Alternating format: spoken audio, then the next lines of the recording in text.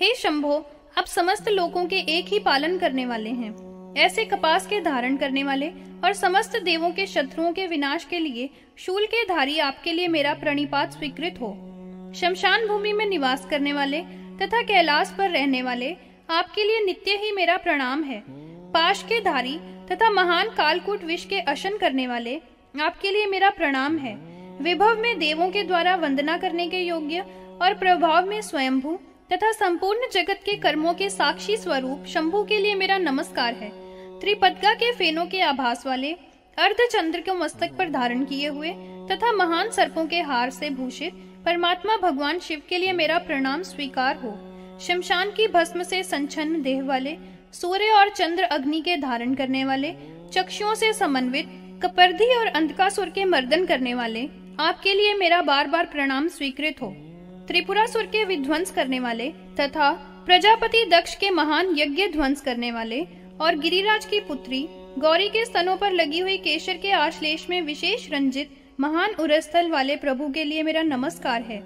गज चर्म के धारी, योगी जनों के द्वारा ध्यान करने के योग्य स्वरूप वाले, न चिंतन करने के योग्य, तेज से समन्वित महान महादेव के लिए मेरा नमस्कार है।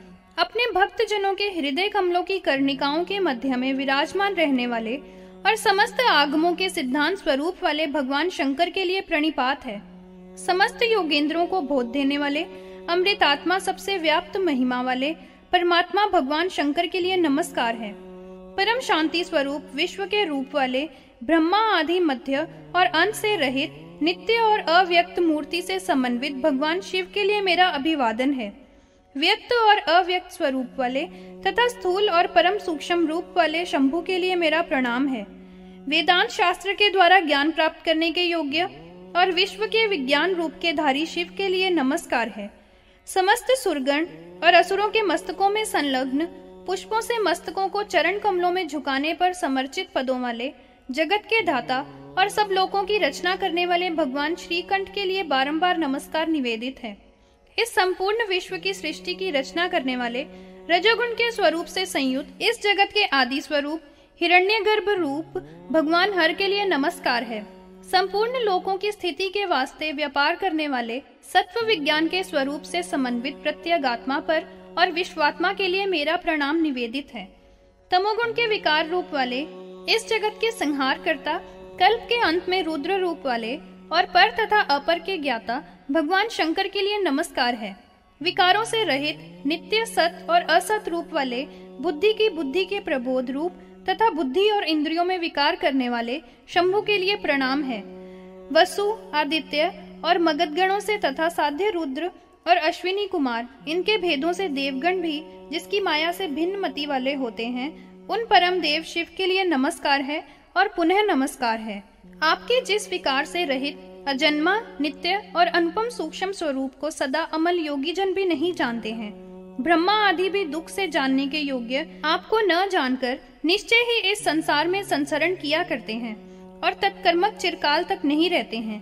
अज्ञान के विघात करने वाले आपके जब तक चरण कमलों की प्राप्ति नहीं करता है, अर्थात आपके चरणों का समाश्रय नहीं ग्रहण करता है, तब तक चाहे कोई पंडित हो अथवा अज्ञानी हो, इस संसार में भ्रमण किया करता है।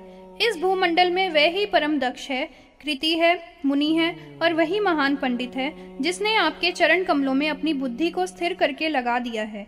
आपका त्रयमय सद्भाव परम सूक्ष्म होने से अत्यंत गहन है और बड़े बड़े विद्वानों के लिए भी अतीव गहन होता है। वह आपका सद्भाव महामूढ़ मेरे द्वारा कैसे जाना जाता है। इस समय में आपकी महिमा शब्दों के द्वारा गोचर न होने के कारण जड़ बुद्धि वाला आपकी भली भांति से स्तुति करने में भी असमर्थ हूँ। इससे अज्ञान से मैंने केवल भक्ति के भाव से ही आपकी संस्तुति की है। हे देवेश्वर, आप मुझ पर प्रीतिमान हो जाइए, क्योंकि आप तो अपने भक्तों पर प्यार करने वाले हैं। श्री वशिष्ठ जी ने कहा, इस प्रकार से राम के द्वारा भक्ति की भावना से उस समय में स्तुति की गई थी। तब भगवान शंकर हंसते हुए मेघ के समान परम गंभीर वाणी से उससे बोले थे। भगवान ने कहा, हे राम, आपकी शौर्यशालिता से मैं आप पर बहुत ही प्रसन्न हो गया हूँ। आपकी तपश्चर्या से, मेरे अंदर अनन्य भक्ति के भाव से और विशेष रूप से आपके द्वारा किए गए स्तोत्र से मैं बहुत ही प्रसन्न हुआ हूँ। इस कारण से आप किसी वरदान का वर्ण कर लो। जो भी आप अपने चित्त से चाहते हो, वही मैं आपको पूर्ण रूप से सभी कुछ दे दूंगा। वशिष्ठ जी ने कहा, जब देवों के देवेश्वर ने उस राम से इस रीति से कहा था तो उस भृगुकुल के उद्वहन करने वाले ने उनके चरणों में प्रणाम किया था।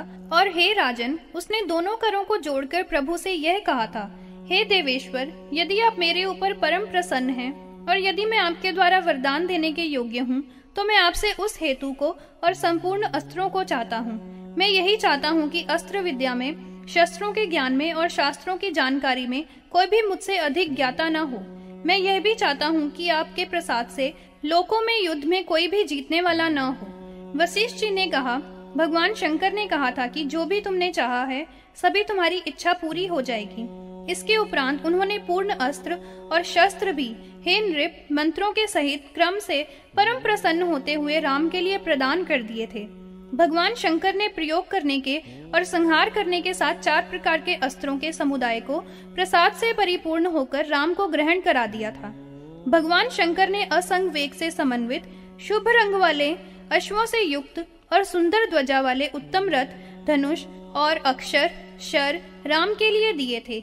एक ऐसा धनुष भी दिया था जो भेदने करने के अयोग्य, जीर्ण न होने वाला, परम सुदृढ़, ज्या वाला और विजय करने वाला था, तथा सभी प्रकार के शस्त्रों के घात को सहन करने वाला, परम अद्भुत महाधन संपन्न एक कवच भी प्रदान किया था। हे नराधिप, इसके अतिरिक्त भगवान शंकर ने उस अपने परम भक्त राम के लिए युद्धों में अजय होना, भूलोक में अनुपम शूरवीरता और अपनी ही इच्छा से प्राणों के धारण करने में शक्ति भी प्रदान की थी। उन प्रभु शिव ने भार्गव के लिए उसके नाम बीज मंत्र के द्वारा संपूर्ण लोक में होने वाली ख्याति और महान तप का प्रभाव दिया था। समस्त भूतगण और देवगण के सहित भगवान चंद्रशेखर ने, हे राजन, अपने में यथोचित होने वाली भक्ति भी राम को प्रदान कर दी थी। फिर उसी शरीर के द्वारा ही भगवान शिव शीघ्र ही अंतर्हित हो गए थे। फिर वह राम भी अपना संपूर्ण अभिप्सित प्राप्त करके कृतकृत्य हो गया था। भगवान शंकर के अदृश्य हो जाने पर राम ने महोदर से कहा था, हे महोदर, इन वस्तुओं को पूर्ण रूप से आप मेरे लिए अपने अधिकार में रखिए। आप ही इन रथ और चाप आदि की परीक्षा करने के लिए परम योग्य होते हैं। जिस समय में इन समस्त सामग्रियों से मुझे कार्य होगा, उसी समय में मेरे द्वारा आपका स्मरण किया जाएगा। तब रथ और चाप आदि सब सामान आप मेरे समीप में भेज दीजिएगा। वशिष्ठ जी ने कहा, महोदर ने कहा था कि मैं इसी प्रकार से सब कार्य करूंगा। यह कहकर उस महोदर के वहां से चले जाने पर भृगुवर राम कृतकृत्य हो गया था और फिर उसने अपने गुरुजन के दर्शन प्राप्त करने की इच्छा की थी। उस समय में गमन करते हुए आगे आने वाले कर्मों को करने के लिए प्रेरित होकर परम गहन हिमवान के वन में एक कंदरा थी, उसमें राम ने प्रवेश किया था। वहां पर उस राम ने एक ब्राह्मण के पुत्र को देखा था जो बालक अवस्था का था और एक व्याघ्र उसके पीछे आते हुए खदेड़ रहा था, जिसके कारण वह प्राण तो धारण किए हुए था किंतु अत्यंत डरे हुए की भांति रुदन कर रहा था। अपने हृदय में दया का भाव रखने वाला राम उसके परित्राण करने के लिए बहुत ही कातर हो गया था। उसने उस बालक के पीछे दौड़कर आते हुए व्याघ्र से बहुत ऊंची आवाज में ठहर जा यह कहते हुए वे उस व्याघ्र के पीछे चल दिया था। बड़े ही वेग से उसके पीछे प्रभावित होकर उस भृगुकुल के उद्वहन करने वाले राम ने, जैसे कुछ विलंब हो गया हो, उस वन में अत्यंत भयानक और घोर उस शार्दुल के पास अपनी पहुंच कर ली थी।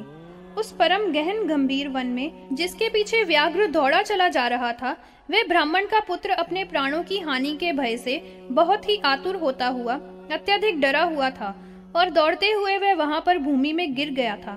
राम भी ब्राह्मण के पुत्र की रक्षा की इच्छा से क्रोध से लाल नेत्रों वाला हो गया था और फिर उसने तृणमूल को ग्रहण कर कुशास्त्र से अभिमंत्रित किया था। उसी समय के बीच में उस बलवान व्याघ्र ने उस गिरे हुए द्विज पुत्र पर आक्रमण कर दिया था।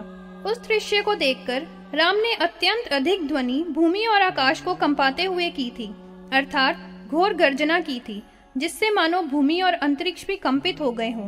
अपने नखों के अंकुरों द्वारा प्रहार करते हुए व्याघ्र को अस्त्राग्नि से भस्मीभूत करके उस विप्र सुत को छुड़ा दिया था, जिसके शरीर में शीघ्रता से कोई नाक के नखों से व्रण नहीं हो पाए थे।